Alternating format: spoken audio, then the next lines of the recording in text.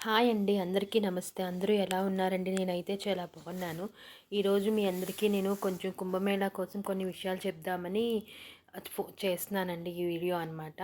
యాక్చువల్‌గా ఇది చాలా నాళ్ళ తర్వాత మళ్ళీ ఇంకో వీడియో పెడుతున్నాను. నా వీడియోస్‌కి చాలా గ్యాప్ వస్తుంది. నాకున్న కొన్ని ప్రాబ్లమ్స్ వల్ల కంటిన్యూస్‌గా వీడియోస్ చేయలేకపోతున్నాను. బట్ ఇప్పుడైతే వీడియోని పోస్ట్ చేశాను.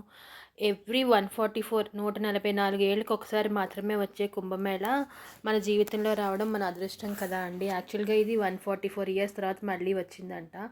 ఎప్పుడో 1882లో బ్రిటిషర్ల కాలంలో వచ్చిందంట. మళ్ళీ 2168 సంవత్సరాలు వస్తుందంట. అప్పటికి మనం ఎవరం జీవించి ఉంటాం కదా అండి.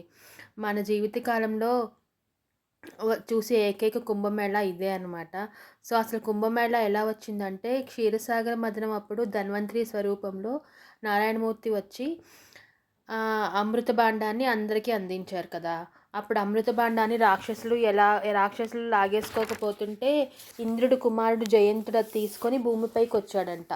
ఆ తర్వాత దాన్ని కాపాడుతూ భూమిపై 12 రోజులు తిరిగితే ఆ మధ్యలో 4 చోట్ల అమృతం కొద్ది కొద్దిగా ఒలిగిందంట. ఆ ఒలిగిన క్షేత్రాలే హరిద్వార్, ప్రయాగరాజ్, నాసిక్, ఉజ్జయిని. ఈ 12 రాశుల్లో బృహస్పతి సంచారం ఆధారంగా ప్రతి సంవత్సరం ప్రయాగరాజ్లో మాఘమాసంలో పుష్కరాలు చేస్తారనమాట.